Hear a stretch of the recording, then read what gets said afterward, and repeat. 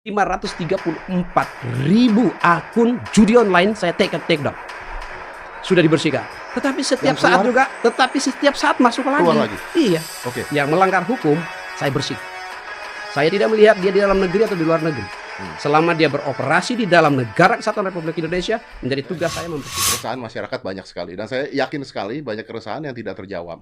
Bukan tidak bisa dijawab, tapi tidak terjawab. Saya mau nembak satu dulu, Pak. Satu pertanyaan dulu sebelum saya lari ke yang stream di blog, PayPal Anda blog dan sebagainya. Judi online, Pak. Judi online yang ada dipromokan oleh artis-artis itu legal apa tidak? Judi tidak legal, Dan. Yang dipromokan yang artis-artis offline dan yang online tidak legal. Tidak legal. Tidak legal. Yang artis-artis promokan, wah ini bisa menang segini, bisa segini, bisa segini di Instagram sebenarnya tidak legal. Yang dia promosikan bukan judi, tapi produk promosinya judi. Produk promosinya Ya, judi. produk promosinya judi. Tidak legal. Ya, judinya tidak legal karena against the law. Oke, why we can't stop it? Ya, we stop it. Tapi dia muncul terus secara online ya. Kenapa bisa dipromokan oleh artis-artis, Pak?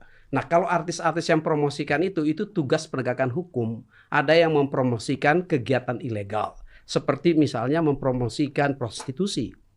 Itu kan prostitusi kan ilegal. Ya, mempromosikan prostitusi, mempromosikan perjudian, mempromosikan radikalisme, mempromosikan terorisme, itu semua kegiatan ilegal yang tidak dibolehkan secara hukum. Itu penegakan hukum yang harus dilakukan.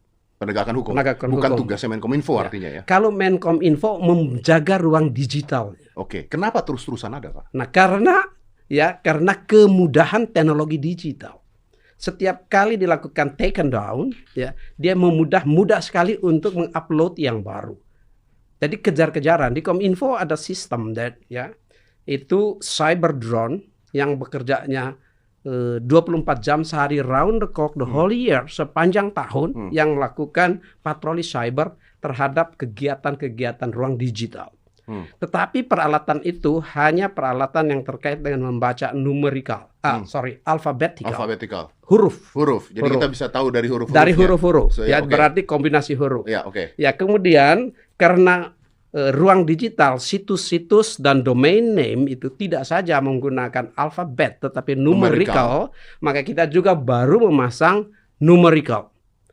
Sehingga sekarang peralatannya bisa membaca alfabet dan numerikal. Bisa membaca. Lalu membaca dari mana? Yang alat sebelumnya ya membaca melalui sistem yang ada di operator seluler, di dalam operator seluler, ISP, bukan VPN. Ya. Kalau VPN tidak ada yang bisa membaca di dunia ini, karena itu virtual private network urusan kita. Tapi yang urusan melalui internet service provider bisa dibaca melalui networknya telekomunikasi. Namun karena kalau melalui networknya operator seluler berarti harus berkomunikasi dengan operator seluler deh. Kalau dia menutup dan tidak memberikan data susah. Gimana caranya bisa menutup kalau yang minta Menkominfo? Nah, bisa saja. Karena kan Menkominfo yang minta, Pak. Saya minta, tapi dia menjawabnya kapan? Kan itu soal yang lain. Sehingga kita harus mengambil inisiatif untuk melakukan intersepsi deh. Saya boleh potong nggak, Pak? Ya. Bukankah sebagai Menkominfo Anda punya kedaulatan atau punya sebuah hak untuk minta provider? Saya mempunyai hak, ya, mendapatnya real time apa tidak? Ya bisa dilama-lamain. Nah itu, sehingga kita membuat sistem yang baru untuk melakukan intersepsi. Sebelum masuk operator seluler dipotong dulu. Jadi saya tidak dependensi kepada operator seluler. Since when? Baru. Kan sejak saya menjadi Menkominfo saya bikin itu. Oke. Baru sekarang ini.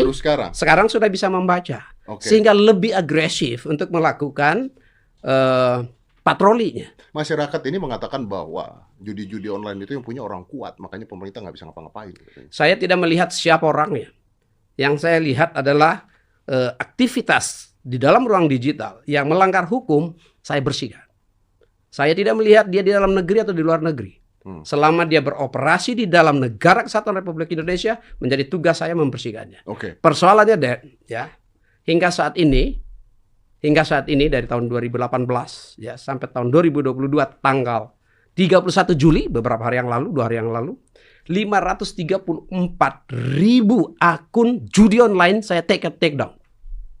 sudah dibersihkan. Tetapi setiap Yang keluar? saat juga, tetapi setiap saat masuk lagi. Keluar lagi? Iya. Oke. Kan kita kejar-kejaran ini, Kejar-kejaran, oke. kejar-kejaran. Tapi kemarin dari Menko Info, bukan Bapak ya Pak ya, mengatakan bahwa ada yang terdaftar dan tidak dikatakan sebagai judi. Tapi kenyataannya ketika orang bermain itu judi Pak, 100% judi Oke. Pak.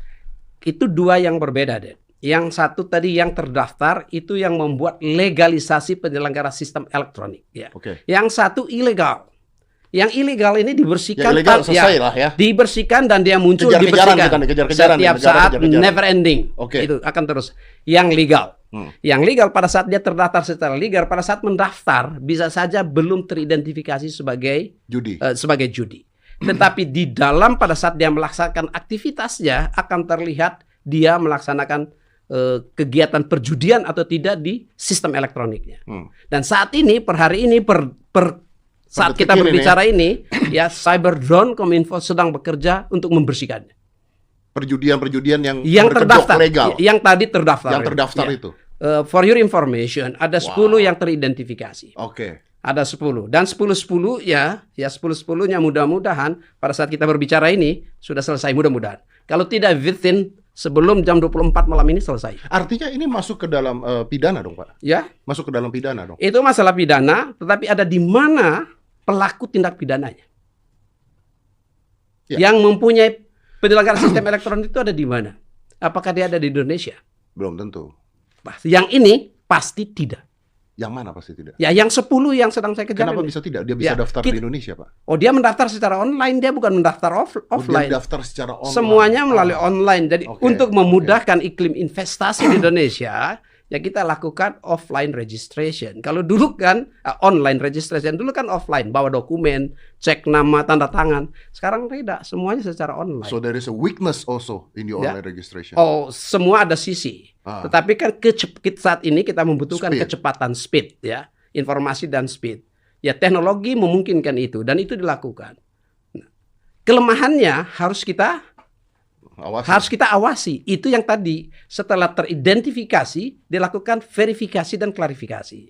Setelah verifikasi dan klarifikasi ditemukan karena kita harus masuk dalam sistemnya secara teknis ya. Baru mengetahui ada dan itulah tindakan penegakan aturan Oke. yang saat ini sedang berlangsung. Oke.